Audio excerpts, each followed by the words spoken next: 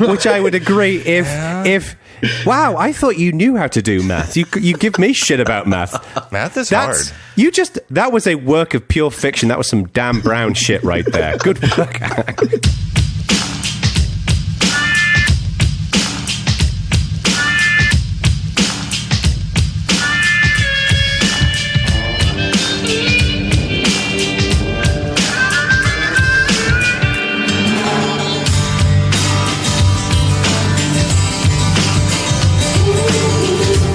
Welcome, ladies and gentlemen, to a very special episode of Bad Voltage. If you are tuning in here for the 75,000th time, you know the Bad Voltage format fairly well. Now, here's the thing. We're not recording this show like we normally do it. Normally, we record all of our individual little segments and we stitch them all together through the magic of software editing. This episode, we are recording it all in one friggin' go. Right from the start, right to the end. No breaks in the middle, no pee-pee breaks for Jono Bacon. We're going from here to eternity, and it's just nothing but sunshine. And I am joined, of course, by Stuart Langridge, Jono Bacon, and Jeremy Iron Man Garcia. My name is Bryan Lunduke. Guys, what are we talking about today? Well, this is actually our 80th episode, so let's pretend that this is the special reason why we're doing this, right? Oh, yeah. I like that. It's essentially, we talk about a lot of stuff, we talk about a lot of technology, a lot of different things, and we quite often centre around open source things and how it applies. And we started discussing various things we want to talk about on this show, and the thing that we decided to do, the thing we decided to cover, just took up the whole show. You know, our concept of what a show should be, but it's like, well, but that segment's going to be longer than that. So it ended up, we're going to do the whole show is basically one discussion. What's that segment, see how man? It's going to go. What is it? What are we going to talk about? Come on, Jeremy. Hit us with it. So while we were talking, it came up that the Linux usage on the desktop has been floating over 2% for at least half a year now and trending in the upward direction. And I will jump right in here before we even get into the actual topic and say we all understand that it's very difficult to measure Linux adoption and there's varying percentages that people use and blah, blah, blah, blah, blah. So we do understand that completely.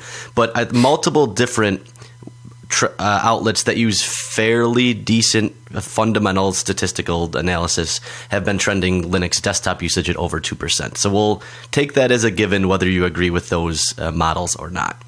So with that in mind and with it in the uptrend, I remember not that long ago, really, that macOS was at 2%. So what does this really mean moving forward for Linux? Linux specifically, Linux generally speaking, and Linux on the desktop specifically. And as things move to the web more and more and move to mobile more and more, does percentage of desktop adoption really matter? Because obviously it was always said, well, now Photoshop doesn't run on the desktop, so people won't use it. But now Creative Suite runs in a browser. And there was a bunch of apps like that Linux adoption wasn't taking off because X didn't run on Linux. As those things move to the web, what does that mean? And to add a little bit more color to this for the conversation, System 76, I can't remember where I read this, but I think it may have been a tweet from someone at System 76 or it may have been something else. But they said with the recent dissatisfaction with the new MacBook Pro line, there's been an uptick in orders from System 76, which adds, again, like this is not necessarily particularly hard data, but this is a good indicator that Linux on the desktop is rising in interest. Thing. Yeah, it's a really good thing. And one of the things I'm curious about, I guess, to kickstart this is Linux on the desktop typically was hovering around 1%. A little bit less, a little bit more sometimes. And I read somewhere a little while back that like mobile browsing rates for websites is now dominating over desktop typically. Yep. More people are connecting on their mobile devices. So it seems like mobile is dominating, yet Linux desktop is also growing. Like, why do we think that? Like, why do we think you would imagine that these would be opposites, that mobile grows and Linux desktop lessens? But, like, what are your guys' thoughts on why this might be, first of all? Okay, so, web man, you have the inside track on this. I got nothing to say. Yeah, no. One important thing here is that mobile is now over 50% of use in general on the web. So mobile has grown enormously, but it's not substituting for desktop usage.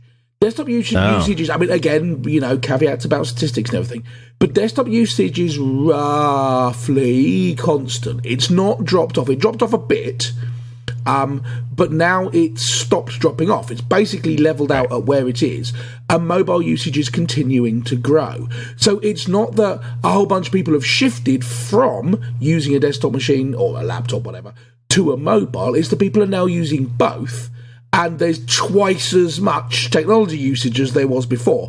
Mobile has picked up basically all of the extra, but that's not actually affecting desktop. There are some people who will tell you that desktop is trending down, and therefore the fact that Linux is trending up is irrelevant because we're taking a larger share of a dying market. But those are basically people who have a story to push. Yeah. And that story to push is normally how soon we'll all be using Apple stuff and we're morons for using anything else. Right. They're probably writers for Gizmodo. I think, though, to be fair, the kind of person who would use Linux as a percentage of that is more likely to not give up the desktop than certain other operating systems. I think that is a fair statement. I'd agree. I'd agree with that. Although I don't know whether that's because the type of people who are in general using Linux are more accustomed to the idea of having that you should have a large beige box on your desk, or whether it's because you can't realistically go and buy a phone which gives you the stuff that you want from a Linux device. I think it's more the latter. I think a high percentage of Linux users have 3 screens and use their desktop in a way that is not conducive to mobile, where more casual computer users can much more easily switch to a tablet and a phone as a main experience. I've also noticed an uptick in creative professionals using Linux more and more over. I mean, Macs are still, very dominant in media production and whatnot. But I've noticed as I'm talking to people at various media companies, more and more of them are having Linux workstations, and I think that's kind of interesting. I don't know if it's a conscious effort of people trying to switch their organizations over to Linux. I don't know what it is exactly, but I've noticed it upticking, and you can't exactly do those sorts of tasks, like Jeremy said, on a mobile device. They're very, very desktop centric. I think part of that, because I've noticed that too, is Apple seems to be trending in a direction where the professional market, which was once their bread and butter, is not what they're focusing on anymore. Yeah. Yeah, I think agree. You mentioned the new MacBook Pro line, and I know obviously I hang out with a lot of web people, a lot of designers. They'll all almost certainly go and buy a Mac next. They've all got Macs at the moment, but none of them are happy with the newly designed MacBook Pro. Right? The complaints seem to be, first of all, that it's supposed to be for pros and it isn't, and secondly, it doesn't bring anything to them that the existing device they've got hasn't already given them. It's not an advance, it's just a way of paying another £2,000 and getting the device you've already got. So they don't like the touch bar, is what you're saying. They don't think the touch bar is compelling. Have you seen the video where they made the touch bar look like a Kit from Knight Rider with a little red back and forth wall or the thing? one where someone ported Doom to it, because that's also Doom's ported. That's cool. I don't know why, but it's cool. In my opinion, the fact that you can run Doom on the touch bar is morally counterbalanced by the fact that when you type your password into a password field, the auto suggestions show up on the touch bar, but not with stars. So you basically type in your password and then it appears on the touch bar.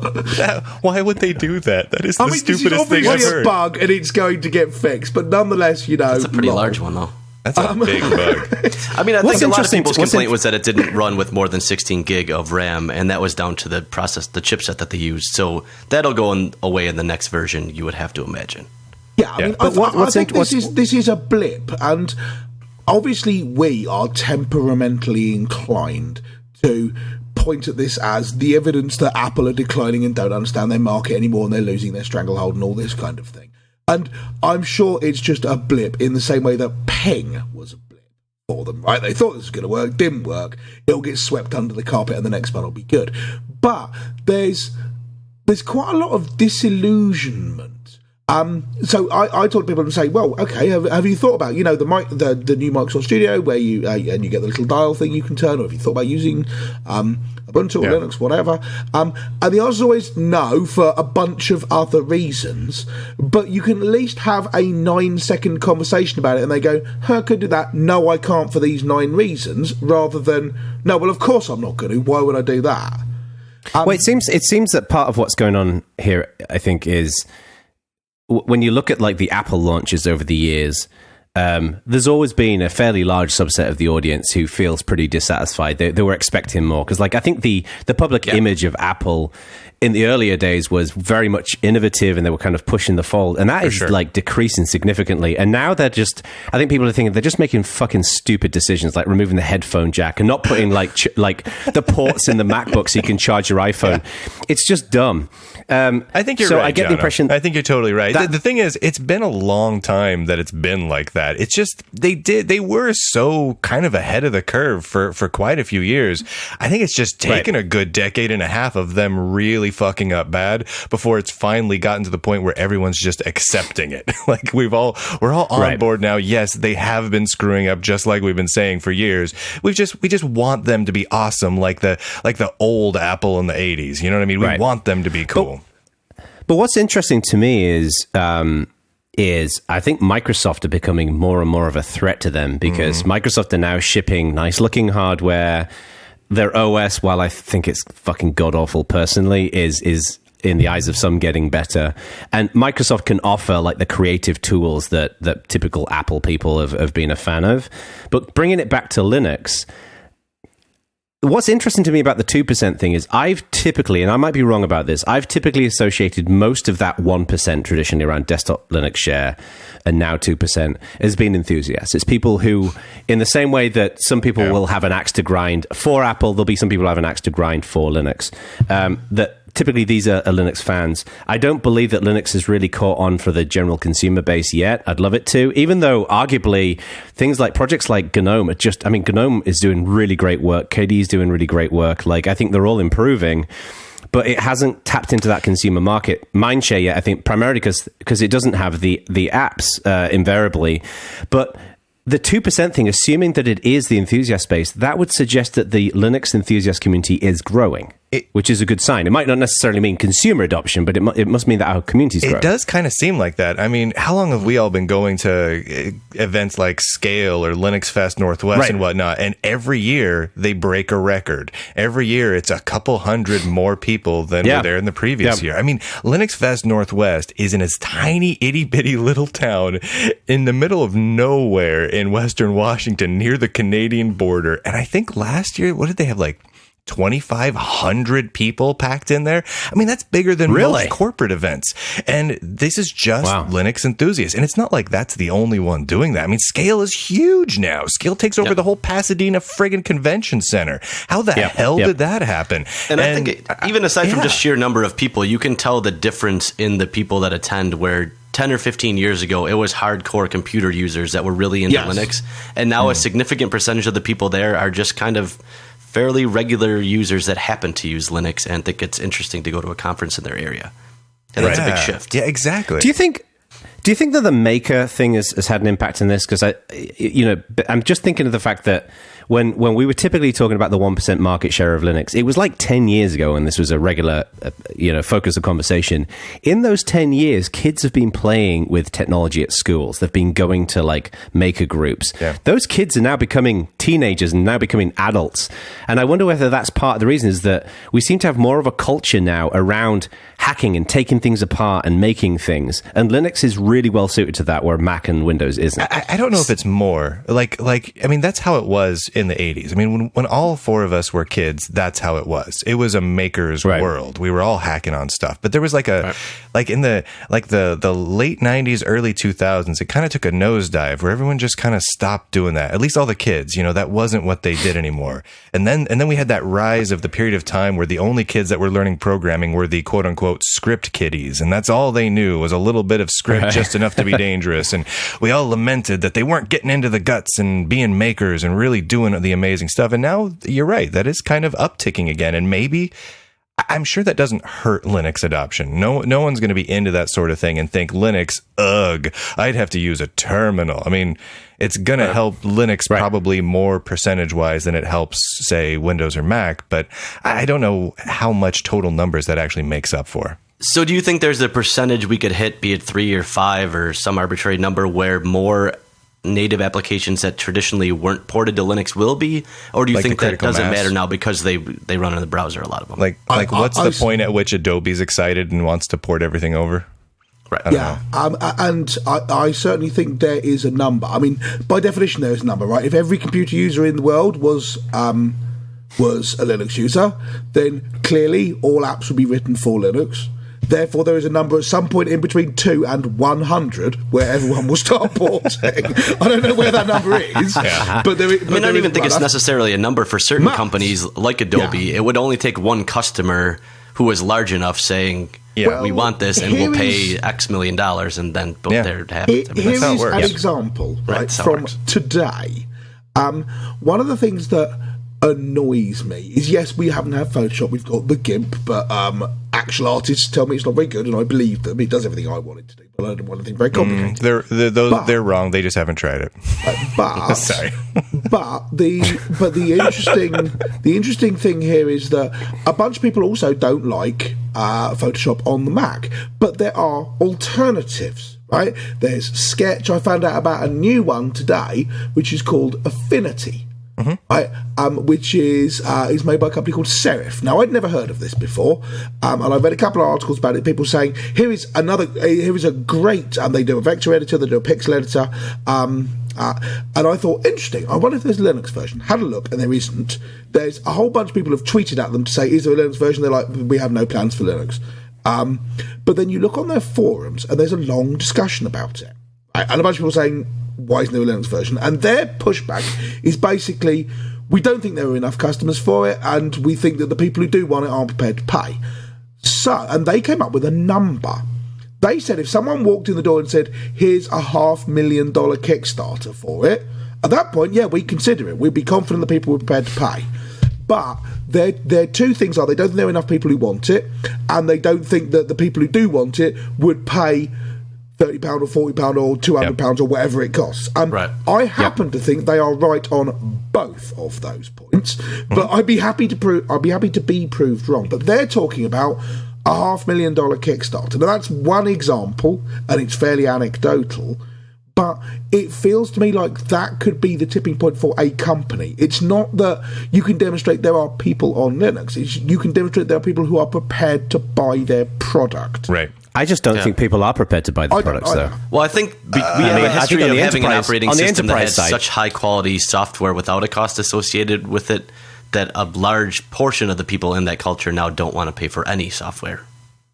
Yes. Right. We may have 2%, but 1% don't want to pay. So you're already down to to half of the potential market, and it's already fairly small. I mean, this is the same stuff that I was wrestling with for years before I left the software world. Is how do you get to the point where you actually can earn a living and convince companies like Adobe to move some of their commercial stuff over to Linux, even if they're not open sourcing it. In order to do that, they need a case study, they need a white paper, they need an example that shows them how it's been done before. And it's been done before on Windows, it's been done before on Amiga, it's been done before on Mac, it's even been done on BIOS, but it hasn't been done very many times on Linux.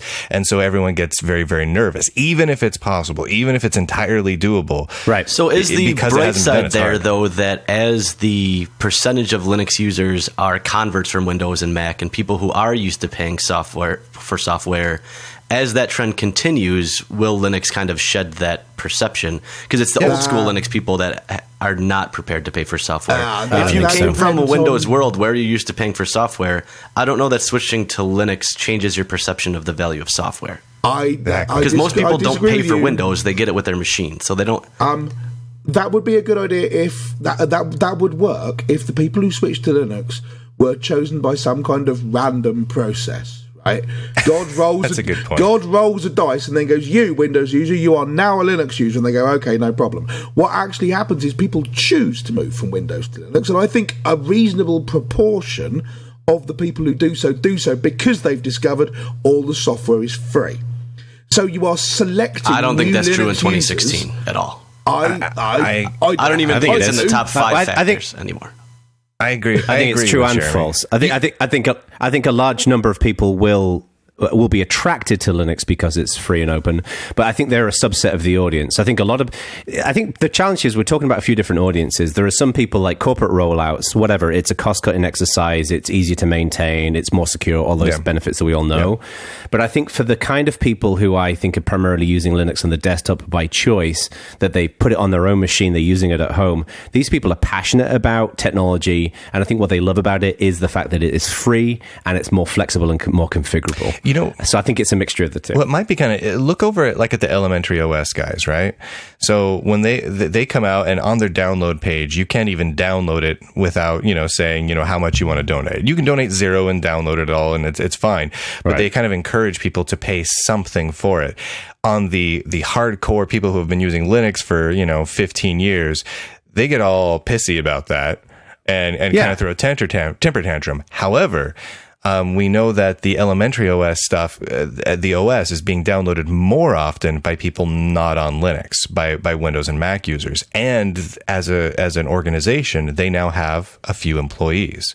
They now have grown to a point where they may not be huge, they may not be giant, they may not be rolling in the dough, but they're bringing in income, and people are moving from Windows and Mac to Linux, using their system at least, and paying for it. And so I think at a certain level, at least, we know that they're willing to. And so I'm inclined to agree with Jeremy. My gut agrees with Jono and Stuart, but numbers probably more so agree with Jeremy. The reality is I think people that are coming to Linux are willing, as long as there's high quality. They're used to paying, and they seem to continue doing so. Well, here is a good place to look for people who are prepared to pay for software is gaming, right? Because we have Steam, and we have a reasonable proportion of the games. By no means all of them. I was going to say we kind of have Steam. But we do. We kind of have Steam. It is remarkably difficult to get game manufacturers to part with sales numbers, and especially per platform sales numbers, for obvious reasons, for which, no problem, and I'm not going to castigate them for that. But reading postmortems, comments from developers, that kind of thing, you do get the impression that quite a lot of people, quite a lot of development studios and so on, who are bringing their games to Linux are doing so at least partially because they think it's cool, not because they think it's a revenue stream. Right? It's true. And that's nice, but you can't build a growth industry on that kind of shifting foundation. The thing which was meant to come in and save us here was Valve inventing Steam machines. And then everyone goes out and buys a Steam machine instead of a PlayStation 4. All those games then work on Steam OS, which means they just run on perfectly ordinary Linux. So therefore, we get all those games, and that would be great. And that has not happened because of Valve's tragic mismanagement of the whole Steam machine concept. Well, it's also due to the PC master race as well. and nobody's buying Steam machines. I mean, you can go down tragic to GameStop. Well, you can go to GameStop right now, and there's 3 Steam machines for sale in the cases, and they're just sitting there right there. And honestly, the price isn't terrible. It's not great, but it's not that much different than what you'd get from a normal PC over at Best Buy across the parking lot. But people aren't buying Steam machines. They're just not. So it's not a matter of mismanagement. It's a matter of a product category that may be cool, but people aren't buying into. I think one of the things that's interesting about this is, my take on this is that in recent years, so I think back when we all got interested in Linux and open source, operating systems were a big deal, and it was kind of like the cart in which you hitched your horse onto, right? Yeah. And now I think people don't care about operating systems; they care about applications. So, we've seen this. I think this is part of the reason why Chromebooks have been doing reasonably well. Is that people have said, what, I just want to use these particular web apps, and I can go out and buy a Chromebook from Best Buy for $200, and it gets me what I need. And I think this is the major sticking point that we've had with Linux on the desktop. And I've a little bit of direct experience of this when I was at Canonical, because one of the arguments I was making, and many other people were making at Canonical, was that if you really want to catapult something like Ubuntu for devices into the mainstream, you have to have things like Skype.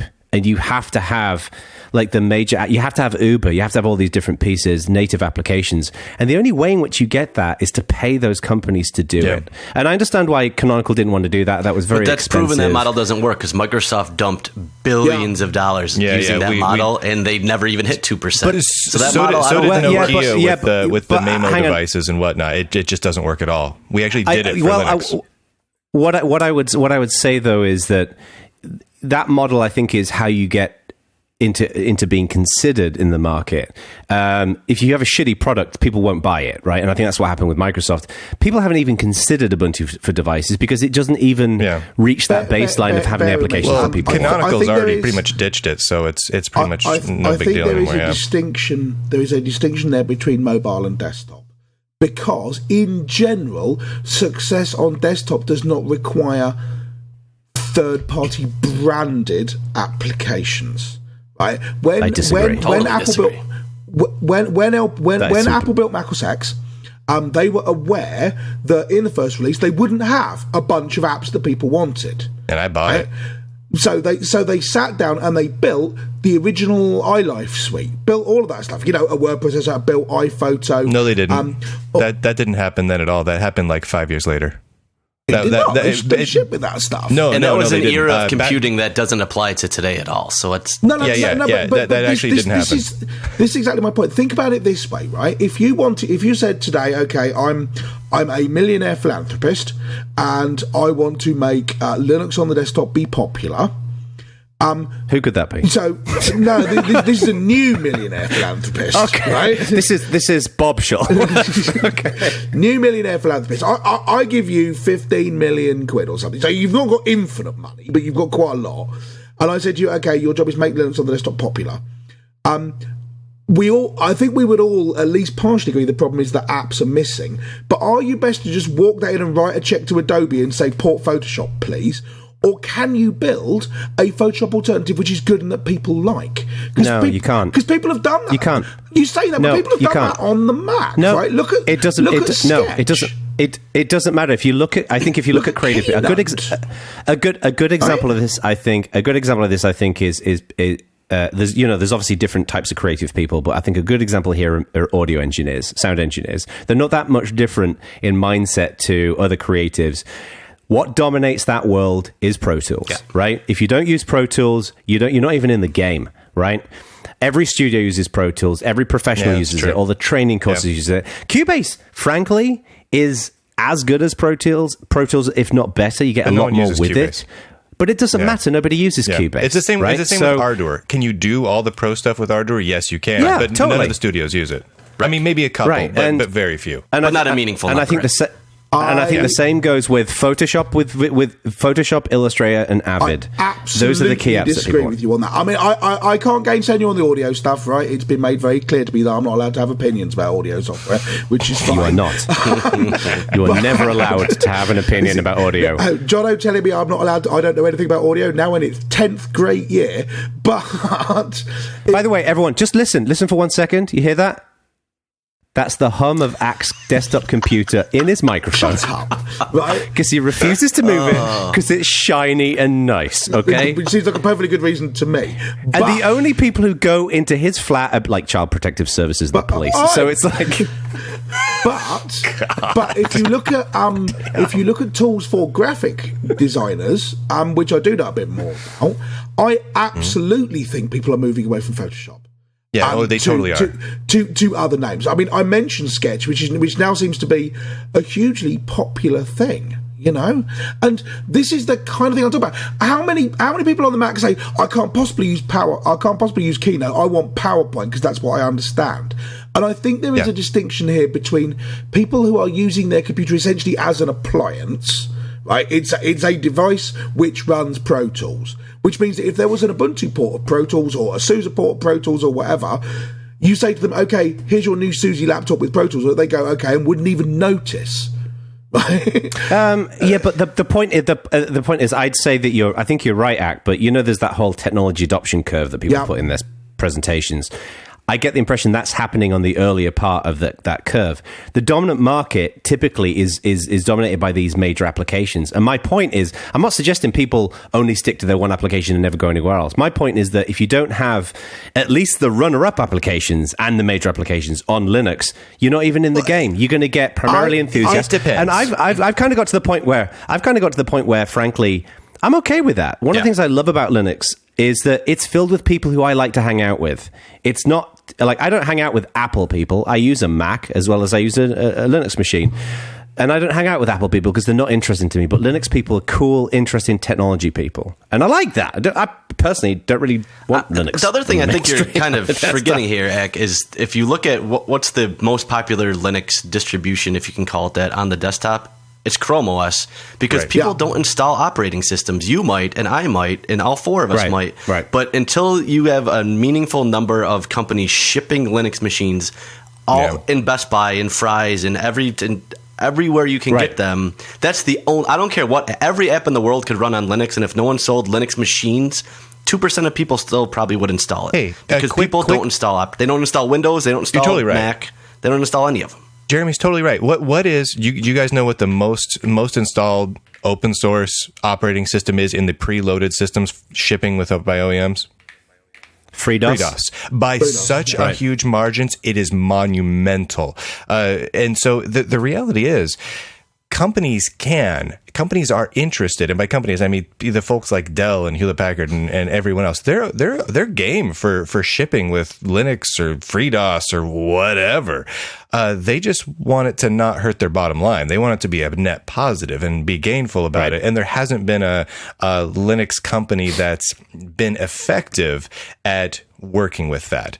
Canonical and a few others have had some inroads, but overall they just haven't been that effective at making that work. I agree with you entirely. An absolute prerequisite for market share growing above the kind of enthusiastic install yourself thing is being able to walk into Best Buy or Dixon's or whatever and buy a laptop with Linux on it. Agreed totally. But that's an epiphenomenon, right? You don't get that by going to Dell and going, just do it, and shouting at them. Dell will jump on board instantly if there is a market of people who want those laptops. Mm-hmm. Yeah. Right. And the way you get those laptops is by making people want to run Linux, which takes it back to you need the apps thing. You don't go, we'll put laptops in Best Buy and then we'll get apps. You've got to get the apps so people want the laptops, and then Dell will put them in Best Buy for you. I think, frankly, what's going to happen moving forward, to Jeremy's point about Chrome OS, is Linux on the desktop, as we think of it in our heads as kind of, frankly, old timers in the Linux world now, is you install Ubuntu, SUSE, Fedora, whatever, and you get a desktop environment, and it looks and feels like Linux, and it operates like Linux, and it's got the apps that you want. Stop for a second. Jono, you said SUSE, right? Thank you. I did. Good job, man. You're welcome. Really that was for you, Bryan. That was for you, man. And the thing is that I think that isn't going to happen, right? I don't think we're going to see that happen. I think what we're going to see is companies who will take, who will build a device. So I think a good example of this is Endless Mobile, right? Who are doing the dinosaur tooth thing, right? Like they're taking GNOME Shell and they've tweaked it and they've customized it, but they're building a product. That's very specifically designed around a set market, a set of goals. I think we're going to see more and more of that. I think the idea that you'll get, a machine, it'll come pre-installed with GNOME 3 or something else, and then you can install these apps and you can run them, I think is just unlikely to happen. I think we'll always have System 76 type companies, and that's great. There'll always be a market that wants that. And I think that will grow. My suspicion is that it will grow to 3%, because I'm convinced, the more I think about it, that the maker space is what's making this happen. I think, I can imagine people who are really interested in technology. Frankly, if you want to build software, if you want to play with tech, Linux is the place you should be, right? Right. Well, I see your theory. I'm not sure about the whole appliance thing, because to me, if Linux usage grows because everyone's using it in essentially appliances, things that do one thing and do that and are narrowly targeted to a market. That doesn't seem useful to me. I mean, Linux usage is enormous because every IoT device has got it in, but who cares, right? To clarify, I'm not talking just about appliances. I'm talking about even the desktop client, the fat client experience, right? I think will be something like Endless. It will be a piece of hardware that you buy, and it's got an experience that's customized towards what they're trying to do. I just don't think people... so years ago, like when I was at Canonical, back when you were at Canonical, the goal that we had was to ship as clear to upstream Ubuntu as possible on these partners, right? We didn't want to fill those machines with crapware. And Dell shipped those machines. And frankly, people just haven't been buying them. Yep. And I think that's because what it does is it provides a set of parts and it doesn't provide a solution to problems. I think more and more, the more people are focusing on applications, they want specific solutions. And the one thing that I think Apple has done traditionally reasonably well over the years is they give you a set of solutions to problems. Microsoft came from the older school where they give you all the different bits and you have to come up with a solution, but it was a lot more flexible. I think that's the reason why people often stayed with Macs, with Windows machines. But Linux doesn't really offer either in many ways. It offers a level of configurability that's very deep, that is more for a technical audience, that's better for Windows users. But the solution element of things, I don't think it really competes with Ubuntu. And I don't think it tries to, and that's fine to me. Well, I think for Linux to get 10% plus adoption, it would have to go in a direction that would make none of the four of us like desktop Linux. What do you think it would have to do? Lolcats. Definitely lolcats. Lolcats. Lolcats. Well, see, here's the thing. I'm game for that. I mean, we've already got lolcat in the terminal, man. We're good to go there. People are both wrong and ill. I'm assuming your suggestion here, Jeremy, is that as a thing becomes more customized, to use Jono's phrase, customized to a particular solution, that's basically a code word for locking it down so it doesn't do anything other than right. I can't see any operating system with a ethos of you can use KDE or GNOME or Unity or XFCE as a operating system that gets 30% market share, because that's people don't want that. I do. Does it really? People don't. Does it really need to, though? I mean, once we're at 2%, I mean, I know 2% is a small number, but that equates to a friggin' lot of people. I mean, we're talking about an absolutely enormous worldwide market share that is just absolutely phenomenal. I mean, if you compare that to the computers of let's say the late 80s that had 80% market share, it probably is not that far off. I mean, I don't have it in front of me. I kind of pulled those numbers out of my butt, but you know what I'm saying? Like the usage has grown so much. 2%'s not bad. 2% is an ecosystem that's maintainable at this point in age. And I don't know that it needs to grow that much higher. And can it? Sure. If it grew to 50%, would I throw a party and it would be awesome? Yeah, of course I would. But 2%, maybe 3%, that sounds fantastic to me. Well, you see, at least some people would hope that if, say Endless, right, are building something which is based on a bunch of Linux components, so on and so forth. And yes, if people build something which is more like that, it's a more customized but therefore more locked down, uncustomizable experience, they're still using the underlying components. So that still flows down and benefits us 2%. Yeah. And that would be really handy. But in practice, we have an amazing example of that not happening, which is Android. Right? Everything useful and innovative that Android have done, they didn't build in a way that flows back to the Linux and open source stuff that they've drawn from. Android really isn't an open source project. Yeah, it's a really source available project. It's a different sort of thing. No, and it's not. I don't think it's Linux in a meaningful way. It is a Linux kernel, and even that's going away. So, but if 2 years, it won't be Linux. If I start up Finishless Computer, right, which makes an uncustomizable but really useful solution, to use Jono's word again, for people, and it gets 30% market share, and it uses a bunch of Linux components. It's actually, under the covers, it's GNOME or whatever. If those changes, the improvements that I've done, don't flow back to the stuff we're using, it may as well just have been based on VxWorks. Who cares? Well, it's interesting because on that point, I was just thinking just now, when I think back to, when I first got into Linux and open source in the late 90s, and everybody was talking about like Linux on the desktop and the year of the Linux desktop and all this kind of stuff. To me, we were often talking about a specific technology, which was Linux and a distro. But what that really pointed to was a desire that the overall IT industry is healthier, that it uses open source principles and it uses like collaboration and all that kind of stuff. And one of the things that's interesting, just thinking about it, is I would argue that in the last 15 years or so, the IT industry has adopted open source significantly, and it has become healthier because of it. And that's great. It hasn't happened on the desktop, but it's happened more broadly in the industry, which is good. So in many ways, we've already accomplished that goal. One of the things that's neat in my mind is I love the fact that companies like System 76 exist. And Bryan, your point about 1 or 2% being a shitload of people is great, because it means that companies like them can make an honest living, they can pay their staff. And are sustainable. Yes. Right, and they're effectively boutique companies. And I was just thinking, like, I don't know anything about, like, you know, Magic the Gathering type games and story games and stuff like that, but it's kind of similar to that in many ways, that's not the dominant form of entertainment in gaming. Nerds. Like, video gaming is far more dominant, but there's still enough of a market that, like, people who, you know, who have products and services that play to those people can do it. And to me, that's fine.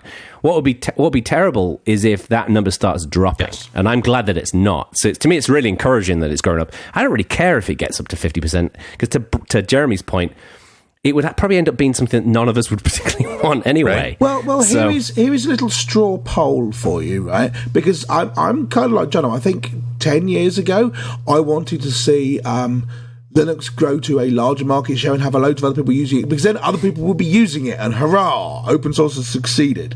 But now, I feel like the community is big enough that I've always got people to talk to, there's always stuff to do, whatever. The reason I'd like to see market share grow is because I'd like there to be a decent photo editor, and I don't have one. Right. You know, I'd like more of the games to arrive on my desktop. I'd like there to be more money sloshing around in the ecosystem, so I don't have to be careful when I buy hardware, that sort of thing, right? But it's not because I necessarily bothered about seeing people use it. People want to use Mac or Windows on the desktop, whatever, fine. I'm much less bothered about it than I used to be. But what are your reasons for wanting to see Linux at 30 or 50% market share? And your answer might be, I have no reason, I really don't care. Or what? What do you think, all three of you?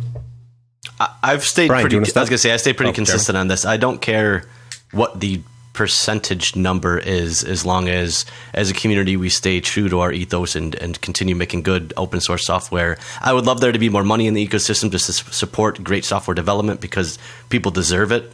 But do I care about the percentage? No, not at all.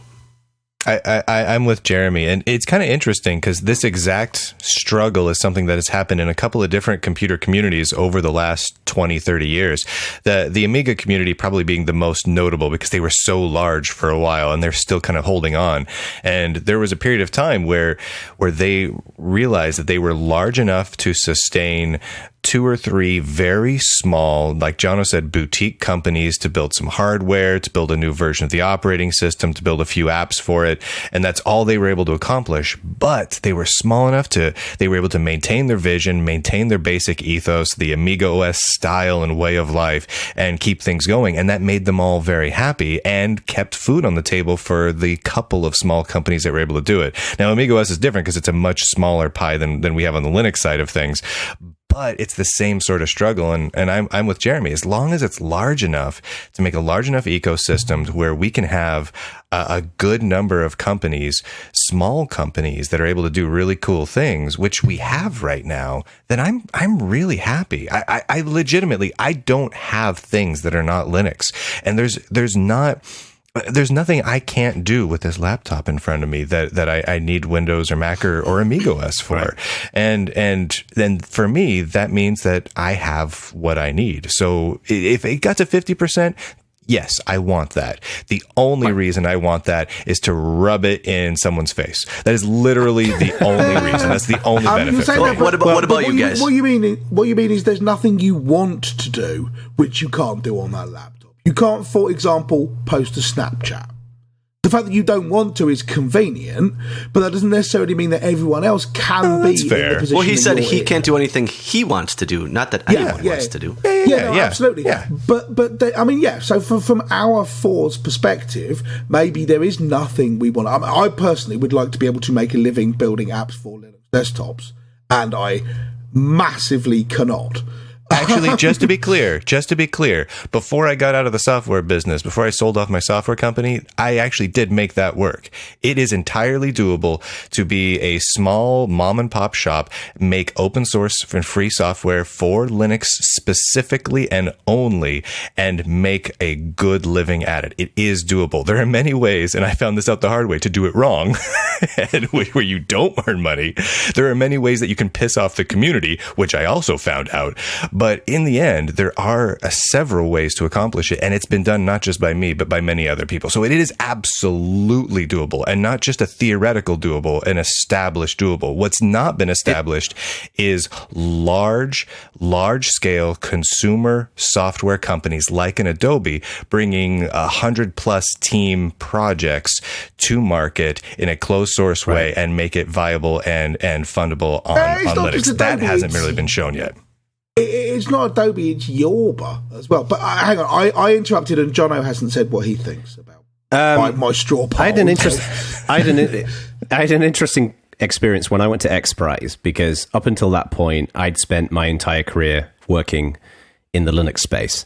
And one of the things I discovered, and it took, like, I think everybody goes through this, where you kind of, your mindset changes and it adjusts, and in retrospect, it was really obvious, but it takes a while for it to sink in.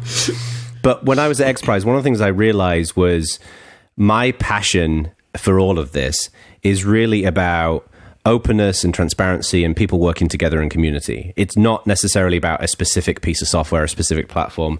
I've traditionally associated that with Linux because I grew up with Linux. Yeah. And so I kind of came to the conclusion where, and it was difficult because without turning this into like a sob story, I felt like I was selling out a little bit because I'd spent so much energy focusing on that goal, and now I didn't care about it as much, and you feel like a bit of a sellout. But then I realized that, you know, the software is the implementation of the ethos and the spirit, and it's the spirit and the ethos that we really care about, and the software is kind of like a way of delivering that. So to me, like, the market share of Linux on the desktop, I don't care about as much. What I care more about is companies, even if everybody's running a Mac, it's that those people are working together, they're collaborating around code. Let's not go crazy here, but I like what you're saying up to that point. Shut up, man, shut up. He said spirit, ethos, community, right? If I can just get him to say on-ramp, then I've got a complete line, and I win. You have been massively transformed. Shut the fuck up, all of you. So Jono, what's your massively transformational purpose? Do tell it. So, but the point is that, like, I think my experience is not different to a lot of people. I think a lot of people get into Linux and open source, and they really focus on that because, you know, they think of it all as one thing mashed together. And so, like, most of my clients that I work with today, they're all running Macs and Windows. No one's using Linux on the desktop, with the exception of Canonical, obviously. But they're absolutely engaged in all the principles that we care about. So to me, that's why I don't care about desktop adoption as much. I'd like to see it, but it's not critical. So bear with me, right? We've got that. We started from a proviso that Linux market share has hit 2%. The Steam people have been talking about the 2%, and then it dropped to 1%, but that seemed to be as a percentage of Steam users, and that's because the number of Steam users doubled or something. But we're seeing a trend up, very, very, very slow trend up, but nonetheless a trend up. And we've basically arrived at the point that none of us actually care about that number because what we've got now works for us, and that's good, right? Yeah. Is this actually our conclusion? I mean, I'm kind of happy with this conclusion. And the industry, I think, I think we'd all feel differently if the industry hadn't changed in the way it's changed. Like, I think if open source hadn't percolated into the industry, frankly, I know myself, I would be as hardcore an open source fan as I was when I first started out. Right. But, like, it's actually working. Like, open source is actually working in the industry. So I think it's... So your argument here is that when earlier on, when we started to get into this, you were either someone who kind of believed in open source, at which point you had to run Linux on the desktop, or you were someone who thought open source was a terrible idea done by hippies, at which point you ran something else. But now you've got the option of liking all the open source stuff without having to run Linux to get it. The way I was actually talking about someone about this a couple of days ago. I think there's two eras of open source that have developed. I think there's the version 1, which is the one that we grew up with, it's like fairly extensively governed open source projects. It's Apache, it's Debian, it's Ubuntu, it's Fedora, it's all these different projects. And I think what's happened in the last, I think frankly GitHub is responsible for this, is there are a lot of people out there who are building open source software who are not frankly ethically motivated by the open source element. The open source piece is a pragmatic way of working together. Like they're not doing it because it's open source. Whereas I'd say the version 1, one of the major driving forces was the ethical element of building open source software and free software. I was going to say, over the last 48 some odd minutes that we've been talking, I found myself agreeing with Jono fairly regularly. I've disagreed with him a couple of times in this episode, but normally I want to reach my hands through the webcam and strangle my British friend for something he says. And he kept saying smart things that I agreed with until this last couple of sentences, which I kind of feel like we need to turn into an entire segment. I don't know what we call it. The three guys educate Jono about open source history. And maybe we'll do that on a future episode, because I don't even know where to begin. No, I think I agree with him that there's definitely an accelerating number of developers who are quote-unquote open source developers that do not understand or care to understand about licensing in any way, shape, or form. And the prevalence of things like GitHub, I think, have created and accelerated that. I think we'd all agree on that. I think we might disagree on whether it's okay or not, though. Yeah, I'm not saying what I'm not saying the rights or the wrongs of this. I think there are pros and cons to both, but I'm saying that I think that has happened. I think your average web developer who's hacking in GitHub and they're building Ruby gems, I think doesn't have the same ethical drive that people had with Debian and Ubuntu and Fedora. And what the benefit of that world is that it's a lot less flame involved. There's a lot less flame there typically.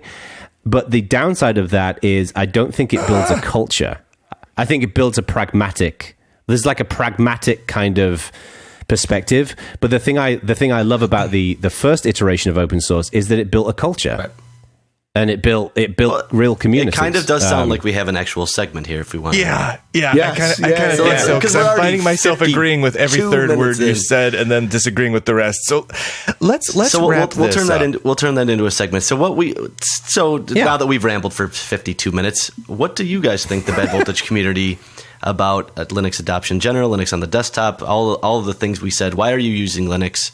And why do you think the people you know who are maybe part of that maker community or part of a similar community, why are they not using Linux? And what could we maybe do to change that?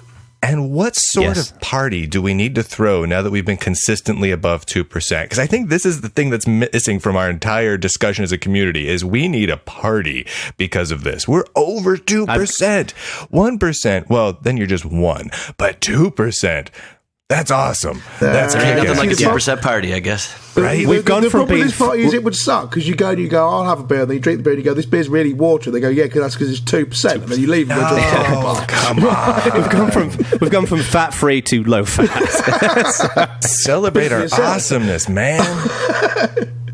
Yeah. So speaking of which, just as we ramble out of this show, what conferences are you guys thinking about doing next year? Because I just got my talk accepted for OSCON. I've put in some papers for Scale. Yep.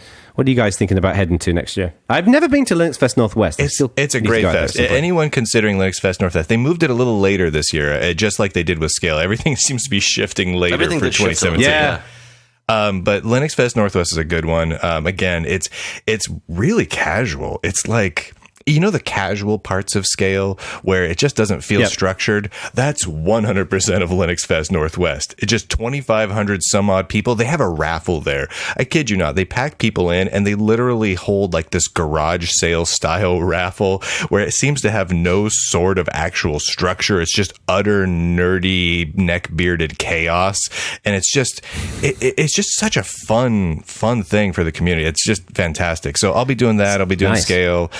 I'll probably do SusaCon and the OpenSUSE Summit and the OpenSUSE Conference, but other than that, I'm not sure yet. Right. Neck Bearded Chaos, good name for a metal band, by the way. That would be a great name. That is actually a good name. Have you seen that metal band that's Ned Flanders themed? I think they're called Oakley Dokley. Yeah, they're pretty cool. Yeah, that'd be pretty cool. I thought about OzCon. Part of my thing is, OzCon just kind of felt a little stale, so I'm kind of staying away from OzCon for a little bit, kind of let it recharge itself, and then I'll maybe give it another try, maybe in 2018. It definitely has a different vibe in Austin, I will say, than it had in Portland. All right. Really? So I mean, is it worth giving another shot now that while it's still in Austin? I think you heard a lot of people that were traditionally people that spoke at OzCon got their talks rejected because they were going for a completely different, not because they weren't good talks or good speakers, but because they were specifically going for a kind of new blood and a different set of people. And they did accomplish that, I would say. Pretty bold move. FFconf here in the UK, web conference run by and they do it every year, and you're not allowed to speak twice. Right? If you spoke at the conference, you will not be invited back. And that's deliberate policy by them to make sure that it's always new. So I don't get to speak because I spoke at the first one. But it's a really, really good conference. It seems like 10 years later they could let you speak again, maybe, or something. They should make an exception in that. Yeah, but I think it does a really good job of avoiding the whole cliquiness thing, which is the case with Linux conferences. Just like the web ones, when I first started speaking at conferences 10 or so years ago, it was you'd go and speak at a conference, and the speakers roster would have 8 people on it, and 6 of them would have been on the same roster at the conference a month previously. Right. Or whatever, right? It was you get the same bunch of talking heads, and avoiding that is a good idea. I kind of like having like a couple of people I know I can go see speak at some of the big conferences, though. I don't. This isn't to make it about me or anything, but like at Linux Fest Northwest, like I tended to speak there every year, and it was cool because I get to do something every year, and people who want, for some god awful reason, to actually see me speak in person show up, and they know they can always go to this conference and see Bryan do some stupid dog and pony dancing monkey spiel, and they can have a good time with it. And then afterwards, we go grab some beers. It can become kind of a fun, exciting tradition almost, and I kind of like that. Like I kind of like it when there's half of the headliners are consistent for one conference year to year. I dig that. I can see pros and cons to each, I suppose. Yeah, here is a brief question on that then, because I'm not doing much speaking. Sure, right, but. When you said which conferences are you planning on going? You hear that, Jono? Life is too short. We should stop speaking. Well, you said which conferences are you going to? I noticed that both Jono and Bryan, both of you, basically named conferences that you're planning on speaking at. Every single one. Are you planning on going to any conferences that you're not speaking at? Nope. No. That's not true. No, I'm speaking at all of them. Never mind. For me personally, I'm probably going to be speaking at most of them. Of course, man. And that's mainly because, without sounding like a douche, I'm putting papers in and they get accepted. Like I would, if I didn't get accepted at OSCON, I'd still go to OSCON. If I didn't get accepted at All Things Open, I'd still go there. I'll probably do All Things Open this year. I'll do OSCON, CLS. Because I have no problem with the audience being mostly the same. Like, you still got to go and hang out with the same people and go for beers afterwards and everything. Just the 0.1% of the audience who happen to get on stage, you're allowed to rotate them and still have the same vibe. Right? The one thing I like is Randall Ross, who organises the Ubuntu Vancouver local group. One of the approaches that he uses and his group uses is you can only go if you bring along a new person as well. Huh. And I think they should do that for big conferences. Like, you can only go to OSCON so long as you bring someone who's new. What if you're a loner? That seems fraught with... No, Oscar. No, more to the point, that means you grow geometrically. So on month 1, 10 people arrive. On month 2, it has to be 20. On month 3, it has to be 40. Right, so every time you have a meeting, the number of people at the meeting must So it's one double. of the rules that if you attend ever, you also always have to attend in the future?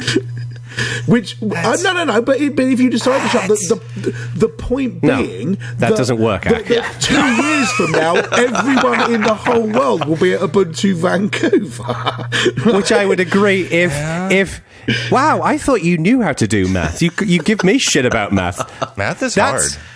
That was a work of pure fiction. That was some Dan Brown shit right there. Good work. To the community, The Langridge code. If you have suggestions on how Stuart can better learn math, please head to community.badvoltage.org or simply message at badvoltage and at SIL on Twitter and inform Stuart how he can learn the maths. I ought to point out that I don't know what math is, but I do know what maths is, and also I know what fucking English is, you bunch of illiterate American scum. You know what? I have known Stuart, Ian, Deirdre Langridge for 16... Deirdre is a reach. 16 years, right? And over that time, you're all familiar that he is not allowed to have opinions about audio engineering, and I am not allowed to have opinions about maths, okay? This is the one solitary victory I've ever experienced. What I've said is entirely correct, man. No. Hey, Jeremy. Hey, Jeremy. That's right, President-elect Trump. When you were in school, math or maths? Math. Correct. This has been Bad Voltage. Thank you to everyone for tuning in. Tune in 2 weeks when we educate Jono Bacon about something else. Thank you, and good night.